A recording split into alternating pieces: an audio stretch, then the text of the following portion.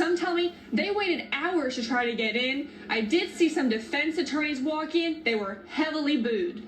The courts consider the statutory factors one by one. They were brought in to stand before the judge. 9 corrections officers in all charged today in connection with the death of an inmate. This was a horrific incident to view, and it was extremely difficult to watch and to comprehend.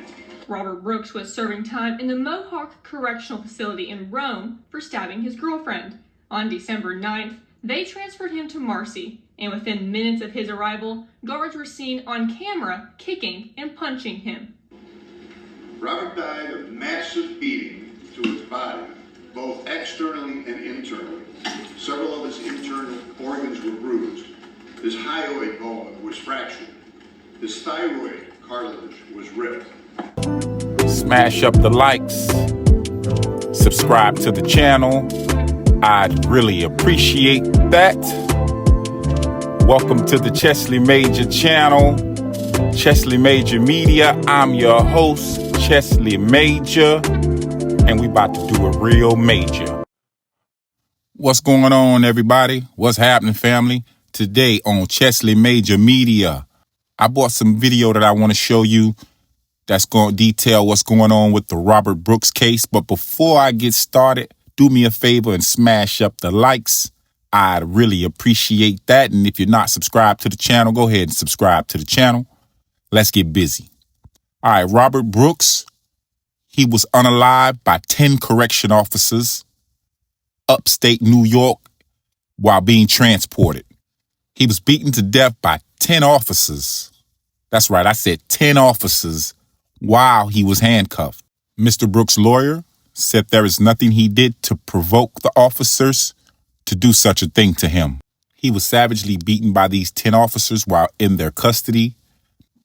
And as usual, the fix is already in by way of the DA. Plea deals for a body. Officers of the law, along with correction officers, they get paid to uphold the law and to serve the people, not to destroy their lives and unalive them. This was a lynching. But we're going to dive into some of this video, then I'm going to come back to you. Let's get into it. Today's indictments say the guards restrained Brooks, beat him, and gagged him. I think any sentient human being looking at the tapes naturally comes to the conclusion that he must have said something. He must have spit at the officers. He must have resisted in some way. And the fact of the matter is, he did absolutely nothing.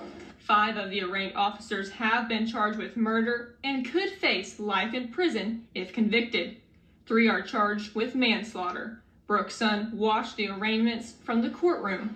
He says he's not seeking vengeance, but justice. Tonight, 10 state corrections officers are now weighing plea deals for the charges they face. The prison officers charged in the violent death of the Marcy inmate have plea deals to consider now. Onondaga County DA Bill Fitzpatrick, acting as the special prosecutor, offered deals to all 10 officers who stand accused of playing a role in Brooks' death.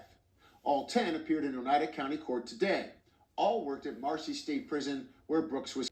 Body cameras that were turned off, but still recording, to the surprise of officers, captured video of the violent attack. Brooks is being seen being punched, kicked, and restrained in those video while in handcuffs. He died the next day.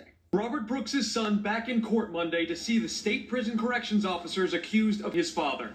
The fatal encounter happening in December at Marcy Prison as Brooks was arriving from another prison in a seemingly routine transfer. The COs did not turn their body cameras on, but a default setting still recorded the attack. The gruesome video showing repeated kicks and punches to Brooks, who was handcuffed and restrained throughout. 6 of the men are now charged, with 3 are facing manslaughter charges for recklessly causing Brooks' death, and 1 faces a tampering with evidence charge. Special Prosecutor Bill Fitzpatrick, the Onondaga County District Attorney, is now offering all 10 plea deals. Nicholas Pasalacqua, defense attorney for David Walters, told reporters off camera that the DA's disposition includes a recommended sentence on the lower to mid-range of what the judge will consider. It's unclear what's on the table for others, who have at least 2 weeks to make a decision on the state charges. These defendants learning they could also face federal charges, with the U.S. Attorney's Office out of Rochester now investigating. They are actively pursuing the matter. I have, suggested to them that the dispositions I have offered would satisfy the case completely. They have not agreed to that, but they did respond in a favorable manner, indicating they would consider that. Not only should they be charged by the state, they should be charged federally for violating his rights. These officers were caught red-handed on camera beating Robert to death. It's an open and shut case. They need to take responsibility for their actions. So, as you can see, prosecutor seems to be on the team of the correction officers. This is a picture of a few of them. Yeah, they're all weirdos. Look like they used to get beat up in school. One thing about correction officers, a lot of them are chumps. The women correction officers really don't get involved in the beatings like that. They usually get caught having relationships with the inmates. But the fellas, it's always like they got something against the inmates. Because if you ask me, a lot of those guys were little chumps in school and they got hands and feet put on them. And now this is a way for them to get some kind of retribution or revenge. Robert Brooks was already facing time. He was being held accountable.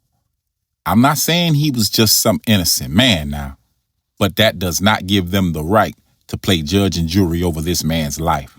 These fools was just a bunch of racist bigots doing what racist bigots do. He was gagged, punched, beaten, choked.